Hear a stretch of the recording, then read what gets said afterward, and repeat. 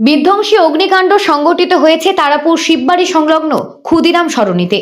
রবিবার রাতে আচমকা অগ্নিকাণ্ডে পড়ে ছারখার হলো এক বসত বাড়ি। এই ঘটনার খবর পেয়ে দ্রুত দমকলের দুটি ইঞ্জিন ছুটে যায়, কিন্তু রাতে তারাপুর স্টেশন রোডে যানজট থাকার দরুন কিছুটা বিলম্ব হয় দমকল ইঞ্জিনের। জানা গেছে শর্ট সার্কিট থেকেই আগুনের সূত্রপাত বলে প্রাথমিক ধারণা দমকলের। বিদ্যুতের মিটার থেকে আগুন বের হয় বলে জানান ক্ষতিগ্রস্তরা। প্রায় ঘন্টা দেড়েক প্রচেষ্টার পর আগুন বাগে আনতে সক্ষম হন দমকল কর্মীরা। ততক্ষণে তিনটি ভাড়াটে পরিবারের ঘরে আসবাবপত্র পুড়ে ছাই হয়ে যায়। ক্ষতিগ্রস্ত ঘরগুলোর মালিক হলেন বাসুদেবনাথ।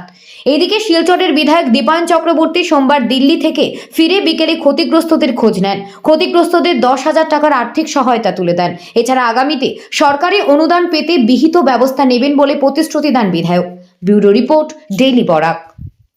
আজকে এই মুহূর্তে আমরা তারাপুর ক্ষুদিরাম সরণিতে এই ক্ষুদিরাম সরণিতে গতকালকে রাত্রে একটি দুর্ঘটনা ঘটে যায়। আমরা জানি যে দাশু দেবনাথের ঘরে আগুন লেগেছে, বিজয় দেবনাথের ঘরে আগুন লেগেছিল। আর এই আগুনটা শর্ট সার্কিট হয়ে লেগেছে আমরা যতটুকু খবর পেয়েছি। আর এটাতে ক্ষতিগ্রস্ত হয়েছে তাদের পরিবারে আরও 3 জন ভাড়াটিয়া ছিল, আরও 4 জন ভাড়াটিয়া ছিল। তো মালিক সহ এই 5 পরিবারকে ইতিমধ্যে বিভিন্ন সংগঠনের সহযোগিতা করেছেন, কাছাড় হিন্দু মিলন মন্দির সহযোগিতা করেছেন।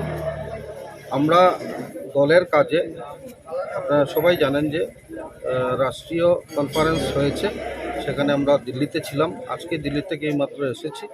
আমরা সবাই দলের হয়ে খবরাখবর নিতে এসেছি। আর এই মুহূর্তে সরকার পরবর্তীকালে সেটা সাহায্য করবে, তার কি ব্যবস্থা রয়েছে তার জন্য আমাদের দল সেটা দায়িত্ব নেবে। এই মুহূর্তে আমি আমার ব্যক্তিগত পক্ষ থেকে তাদেরকে 10,000 টাকা করে আর্থিক সহযোগিতা করেছি, যাতে প্রাথমিক অবস্থায় তারা এই দুর্যোগ কাটিয়ে উঠতে পারেন।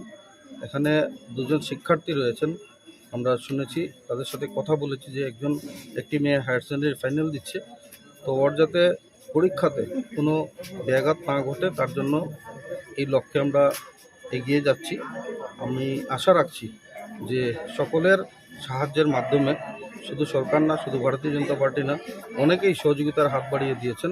আর তাদের সকলের সহযোগিতার মাধ্যমে আগামী দিনগুলোতে তারা এই যে আজকের দিনের যে অবস্থা সেটা অতিক্রম করবে, সেটা অন্ততপক্ষে আমি আশাবাদী।